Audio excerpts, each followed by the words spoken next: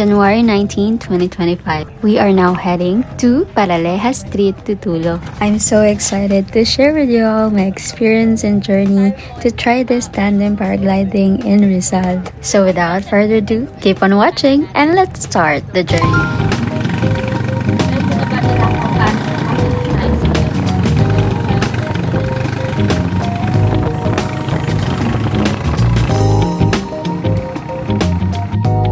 Hi guys, mali ako ng binabaan. And currently right now, umaakyat na ako. Nagdalawang sakay ako ng tricycle. Kasi mali yung binabaan kong paragliding. So sabi nila, dito daw sa pataas yung paragliding na nabook ko. Tingnan nyo guys.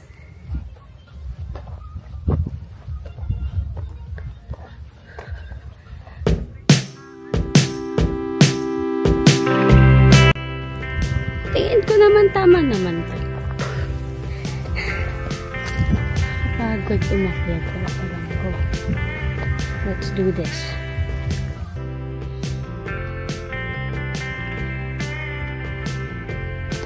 Finally guys, we are on top of Cardona, Rizal.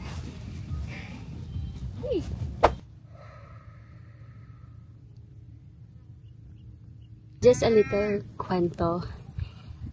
Pagod ako from umakyat kasi ako dun. I booked this paragliding thing around October pa.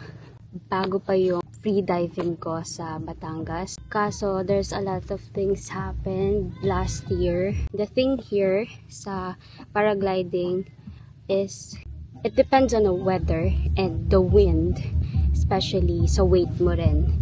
So, I've been trying multiple times na I've been contacting them multiple times pero paulit-ulit siyang nare-reschedule. Because last year, merong Helen, merong Karen. Is that Karen yung bagyo na dumating? May mga So, nasagot yung kambing.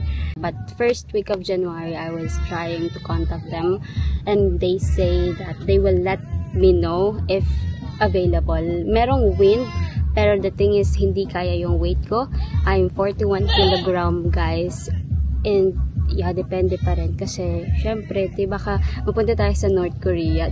Crash landing on you. I'm glad na natuloy na siya ngayon. Hindi ko talaga alam kung paano papunta dito. Great thing is, may kakilala ako, nakatrabaho ko na kamag-anak na taga Rizal. So, doon ako nagstay ng gabi. Akala ko talaga umaga kami pupunta dito. But, nangyari na 1 PM kasi up until now, it's 12:53, guys. And we're still waiting. So, wind. Kasi hangin ang nagpapatakbo sa paragliding.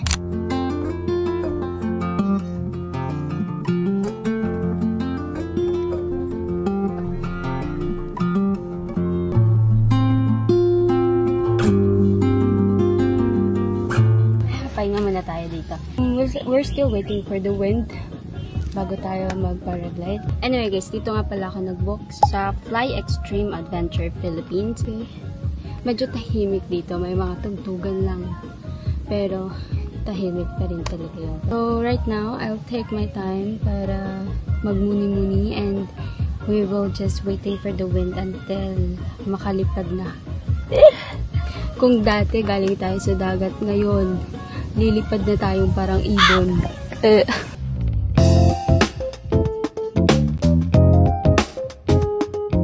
Paragliding? Pilot. Pilot! Wow. From Korea. Annyeonghaseyo. Pilot. Pilot pala siya. Kaya pala guys, sabi nila, magdala ka ng marami. Books, whatever. Kasi matagal ang paghihintay ng wind. Please, kailangan natin magkahangin. Kasi wala na, hindi ko alam kung kailan ako babalik dito para magawa ko ulit to.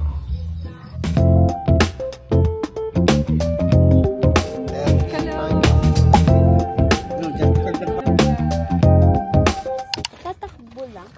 Oo, takbo tayo. Hindi naman. Dun.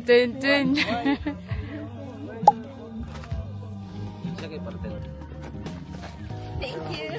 Duh. Parang feeling ko magiging vlogger na rin ako dito. Ano? O, hindi dyan. Dito po. Magpa.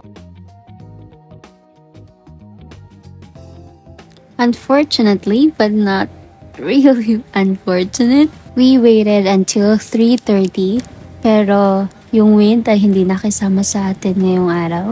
Ganun pa man, they assure me na matutuloy itong paragliding gaano man kalakas ang hangin. Kahit pa paano naman ay may kaunting hangin, kaya since I'm 41 kilogram, inuna nila ako dahil mas malaki yung chances na makakalipad kami. Yan, nalaglag talaga yan eh. Para kang turtle. Zoom in. Zoom out. Good luck, girl. So excited. Sige na, laki ng backpack ko. Ready na ako to school. Takbo talagang ano. Bilis ha. Okay. Huwag hihinto ha. Huwag kang hihinto. Thank you, Albert! the geographer ko. Albert!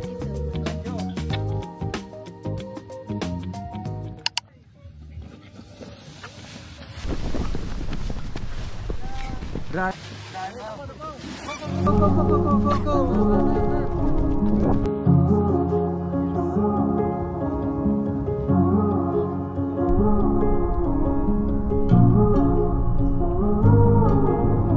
Memorize every color in your eye.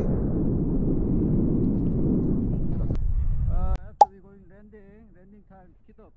That's far, okay? Okay. Landing time. Okay.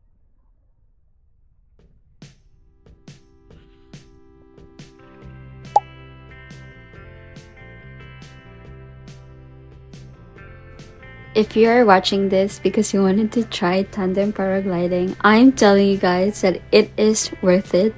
This activity is so exciting, fun, and unforgettable at the same time therapeutic. My number one tip is, of course, don't be afraid. Because when you're up there, you wouldn't think of anything. You're just gonna be grateful and appreciate how privileged you are to experience this event in your life. Well, I wish that you also feel that way. Anyway, if you have curious questions in your mind and you wanted to ask and everything about tandem paragliding, I will answer that in the comment section below. Just comment down and I'll try to respond.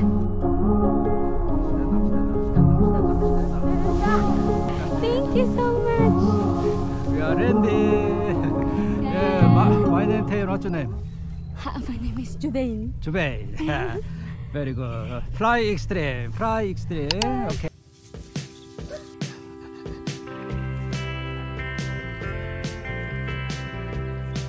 Say hi. Hi, doggy. Hi guys! Nandito kami sa Binangonan ng Pang-Inasal. Kakain muna kami bago tuluyang umuwi. Say hi. Hello! Yeah, bagong bukas nga pala yung mga inasal dito. Pero, yeah, tinry na lang namin. Ito kasi pinakamalapit. And super gutom na kami, super pagod. Nakakapagod siya kahit ilang minuto ka lang dun sa taas. Kasi ang init din talaga sa taas. Pero, that's it for today guys. Bye-bye!